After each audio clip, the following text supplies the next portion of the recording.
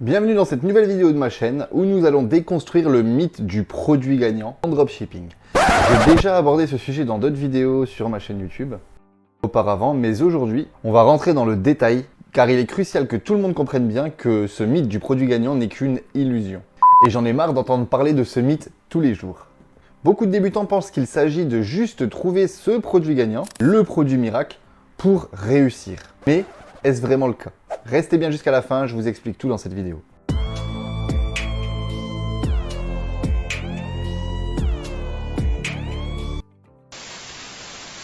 N'oubliez pas qu'il y a un mot caché dans toutes les vidéos de ma chaîne qui vous permettent de gagner 500 € pour vos premiers tests publicitaires ainsi que d'autres vidéos ou fichiers Excel pour bien gérer votre e-commerce. Donc le mythe du produit winner.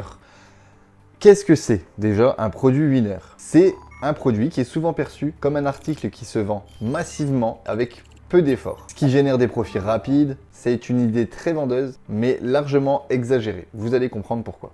Cette vision simpliste d'un produit gagnant qui pourrait tout changer, ça néglige clairement la complexité des marchés et de tous les facteurs qui influent indirectement la réussite d'un produit. Croire à ce mythe, c'est devoir se préparer à beaucoup de déceptions. Donc je vous conseille d'éviter de croire au produit gagnant. Les dangers de cette chasse à ce soi-disant produit gagnant, c'est clairement que un produit identifié comme winner attire immédiatement une armée de vendeurs.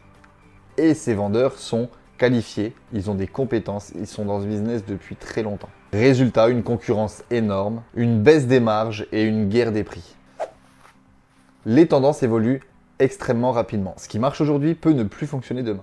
Donc dépendre d'un seul produit winner, c'est se risquer de tout perdre du jour au lendemain, tout ce qu'on a construit. Donc se concentrer uniquement sur un seul produit qui est soi-disant winner, ça peut être extrêmement risqué et périlleux. Si les ventes de ce produit diminuent ou que le marché évolue, votre entreprise pourrait en pâtir. Donc une approche stratégique pour une réussite durable, ça passe clairement par la diversification de son offre. Donc proposer une gamme variée de produits pertinents dans la même niche permet de réduire les risques et d'attirer une clientèle plus large. Une étude de marché approfondie, donc analyser les besoins et les préférences de votre prospect, vous aide à réellement répondre et trouver des produits qui correspondent à votre client cible, plutôt que de suivre aveuglément des tendances. Le marketing et le service client, investir dans des stratégies marketing efficaces et offrir un service client impeccable, contribuent à bâtir une réputation solide et stable sur le long terme.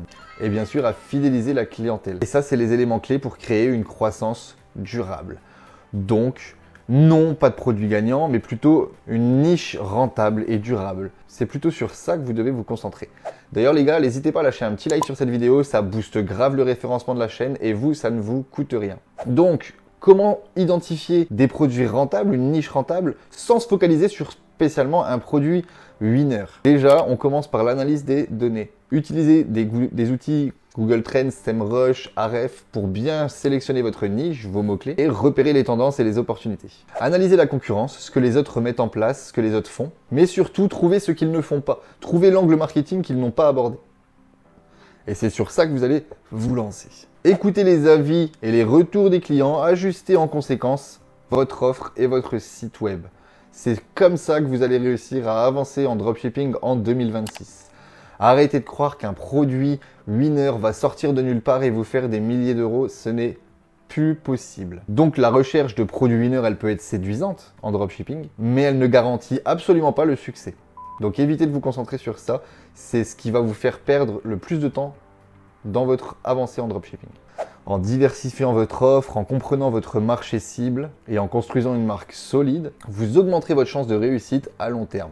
À l'heure actuelle, ce qu'il faut prendre en compte et ce qui fonctionne vraiment bien, c'est d'aller au-delà du dropshipping classique. Donc je m'explique. Vous pouvez explorer d'autres modèles de dropshipping qui se font beaucoup moins car il y a une plus grande barrière à l'entrée, mais du coup, ça fait que personne ne va sur ces produits-là, alors que pourtant il y a une demande constante et en évolution. Par exemple, le print on demand, donc l'impression à la demande. Ce modèle vous permet de vendre des produits personnalisables sans gérer les stocks toujours. Les articles sont créés et expédiés à la demande, ce qui réduit les risques liés aux invendus. Des produits personnalisés, pas de stock, c'est parfait.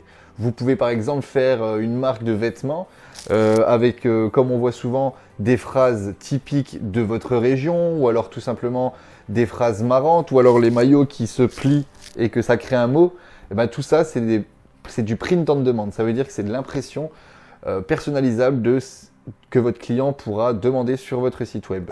C'est un peu plus dur à mettre en place, mais clairement c'est très puissant. Vous pouvez aussi choisir au-delà de ça de la vente en gros. Contrairement au dropshipping, par contre, ce système vous oblige et implique de devoir avoir un stock. Donc vous achetez en grande quantité et vous pouvez vendre à des prix réduits. Clairement, ce n'est pas le sujet à l'heure actuelle et vaut mieux pas commencer par ça en tant que débutant. Une fois que vous avez vos produits qui se vendent et que votre boutique fonctionne, il faudra aussi approfondir la recherche des fournisseurs fiables.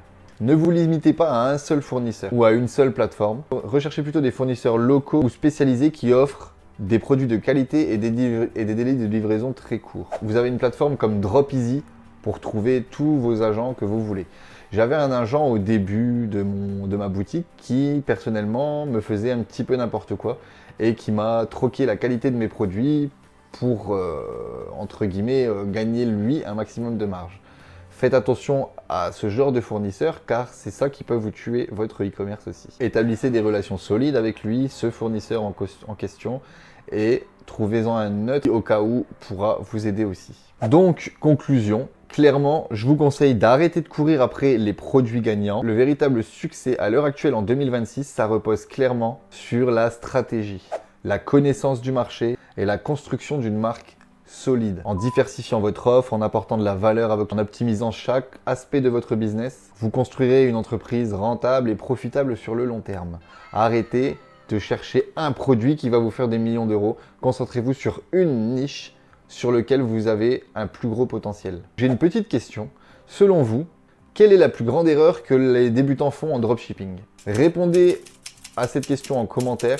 Je serais ravi de regarder tout ce que vous m'avez écrit et d'y répondre. En attendant, abonnez-vous, activez la cloche pour ne rien manquer des futures vidéos et ajoutez-moi aussi sur Instagram, là où on peut s'échanger en DM et se donner un maximum de force. Dans la prochaine vidéo, on va parler de la peur de dépenser en dropshipping. Est-il normal de perdre de l'argent, etc. au début? Et les gars, je vous dis à la semaine prochaine pour une nouvelle vidéo. Ciao, ciao!